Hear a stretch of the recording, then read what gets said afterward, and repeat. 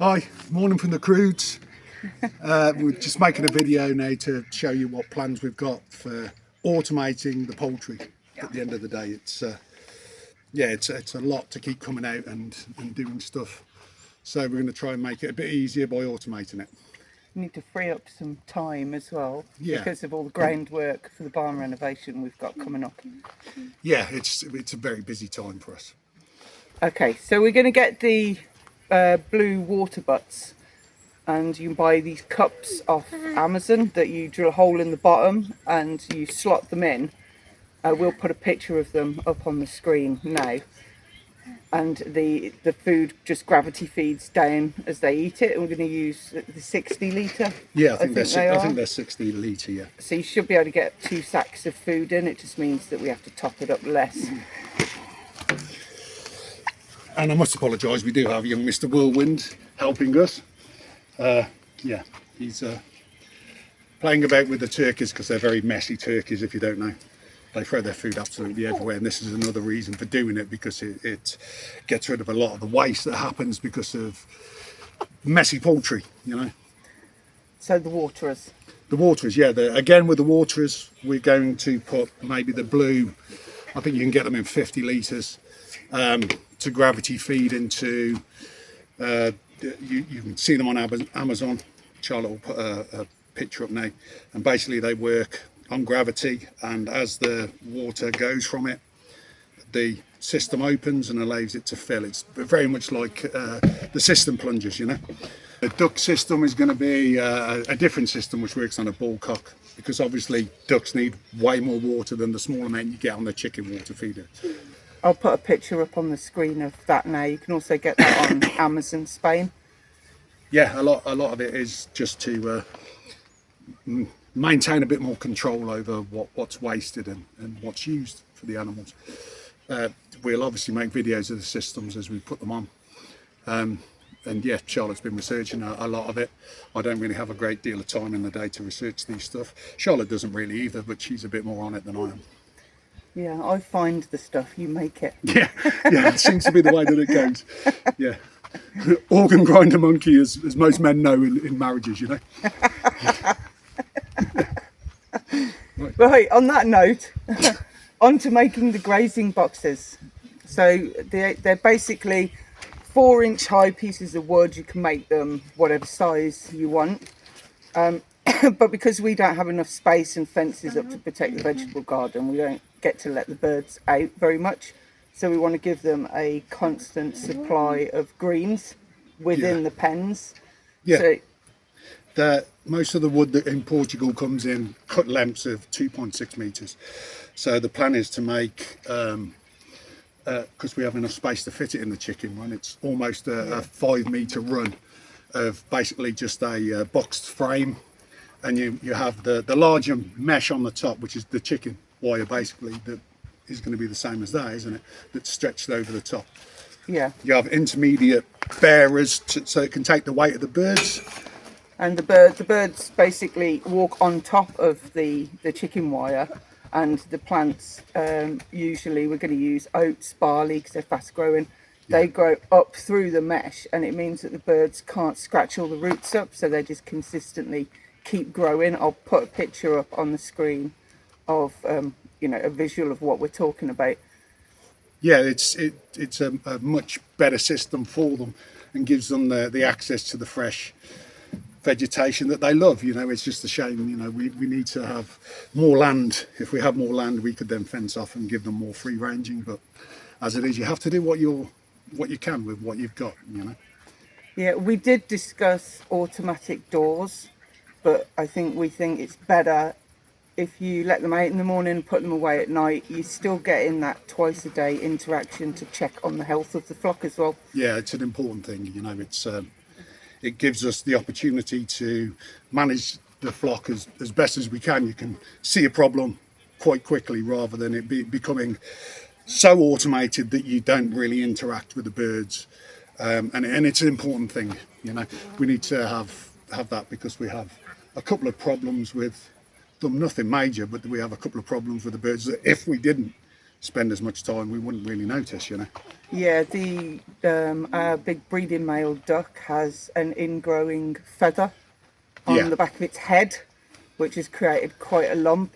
So we're going to be dealing with that this week as well. Yeah. And it might get a little bit graphic, I suppose. Well, any treatment of things like that is, but Yeah. we'll see whether we put that up or not. You know, it's part of the husbandry part of it, and unfortunately, you know, these are animals for a purpose. They're not pets. Yeah. And you have to look at the financial viability with things like that, you know, to have the animal to the vet to do exactly the same thing that we're capable of doing here with the same amount of aftercare. It just costs more than what the actual value of that animal is. You know, okay, it's a breeding male, but we do have a spare male. Yeah. But it's only because we want to keep him going that we're going to do this, you know. Yeah. You try and treat them before you just dispatch them. Yeah. And I'm being eaten alive in here. Right, hello. We're going to be doing a little bit of modification to the duck house. At the moment, it doesn't really have any vent at the top of it to allow the heat to pass through, and we have metal shakers on the top, which in this weather is causing it to, there's a lot of humidity, and due to the nature of ducks being absolutely terrible, they're so messy, it starts to create a horrible environment in there for them. So what I'm going to do is I'm going to be putting just a half-size vent this side with with excess chicken wire on this side, and then I'll do one at the other side at the highest points at the side, and the wind normally passes this way to be able to blow through and allow it to vent and be a bit better for them, make it cooler, make it less humid in there. Okay, right, I'm going to carry on with it.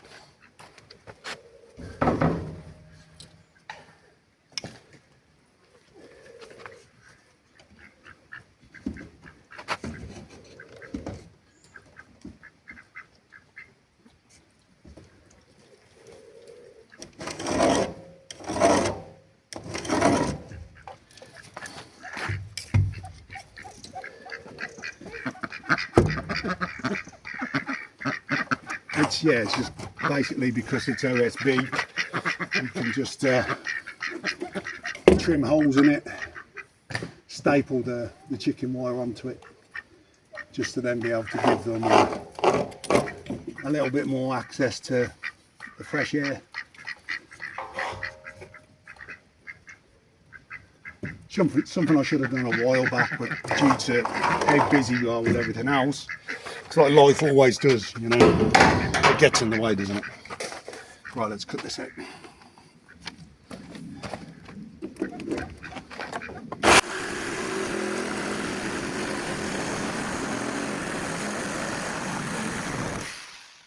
So is there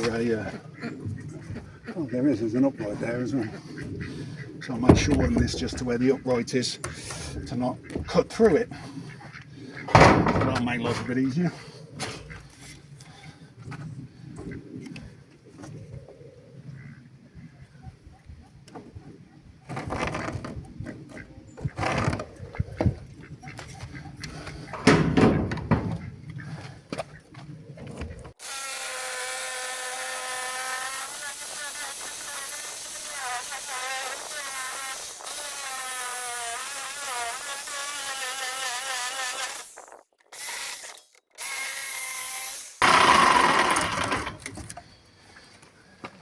There we go.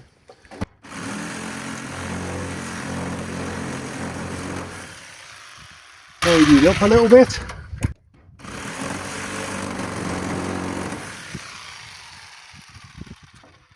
And we're done. Right, so you're just going to offer the chicken wire up.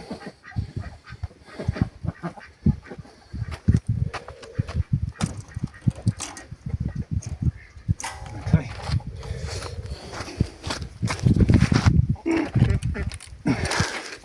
And then I'm just going to stick it on with this, which is basically just, it's a staple hammer. You put staples into it, and then you basically use it like a hammer to hammer the staples in.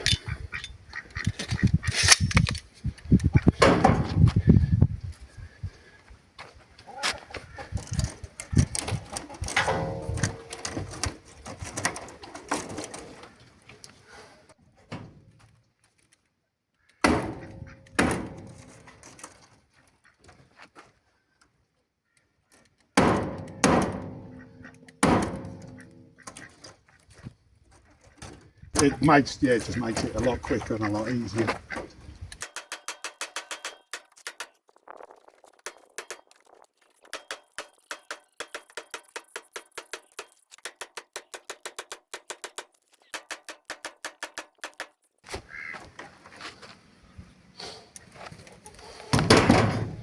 So, right, what I'm going to do now is just cut around it.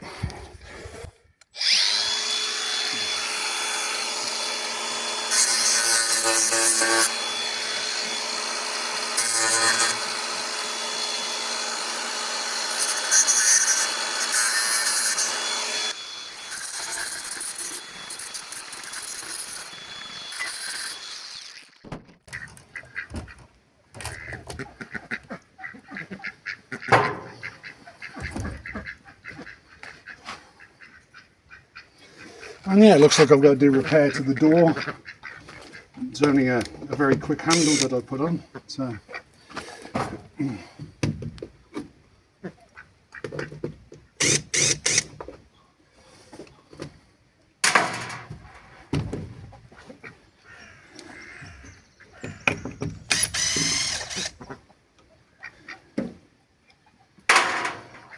Ideally, you know, I should just go to the Chinese shop and buy some handles to put on them, but it's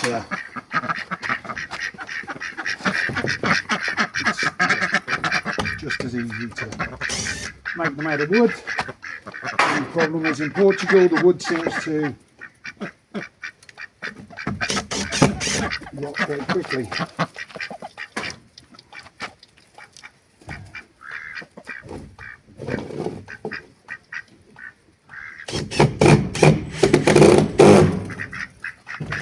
Right, there you have it. It's just a very, very simple opening just to allow airflow. So yeah, I'm going to set up around the other side. Same again. Really easy, quick job. Right, just repeat again on this side, exactly the same as what we did down there. Apologise for the ducks. They don't like me being around where their bath is. So let's get on with it.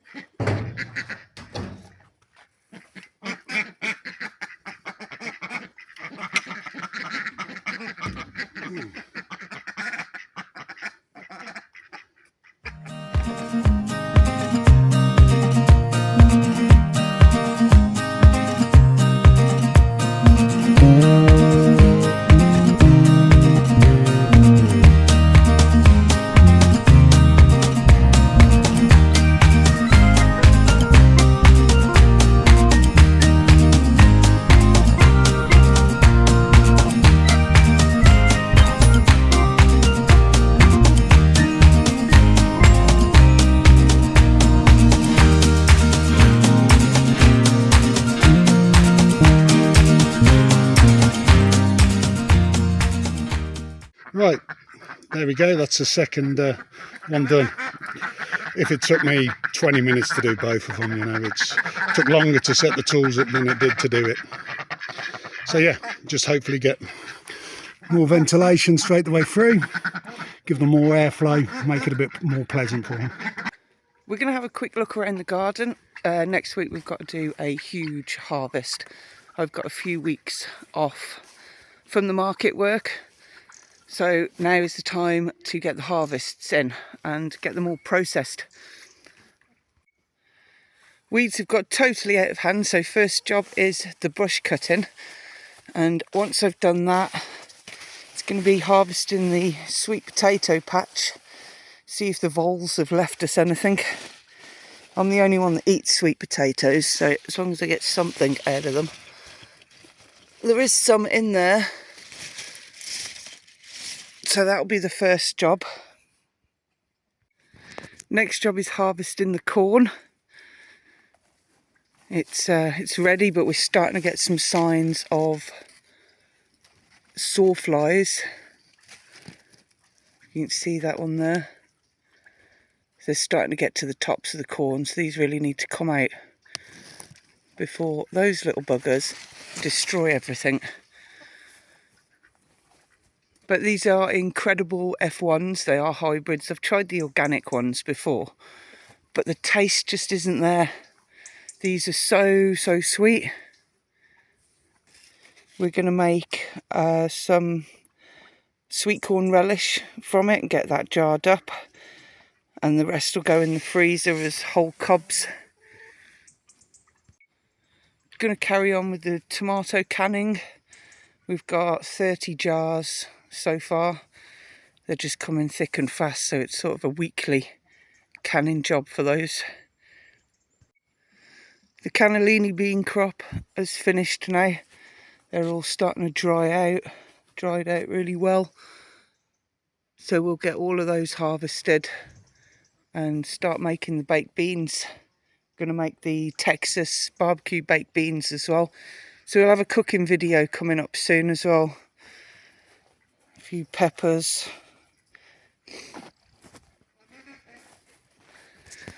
I knocked up a new compost bay.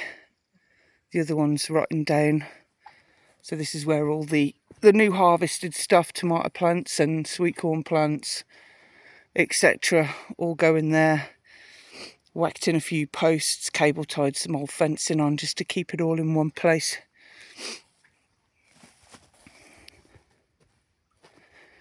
Turkeys. They're growing super fast and really well. They'd made a dust bath in the back corner behind the house, which had made a hole under the fence, and that's how they were escaping, but they're getting really big. And I think the last harvest for at the moment is starting on the jalapenos for the cowboy candy. They're starting to get quite big, and there's lots of them in there. Those are the mammoth ones. There's loads to get picking in there. All different colours. Just jar them up as a mixed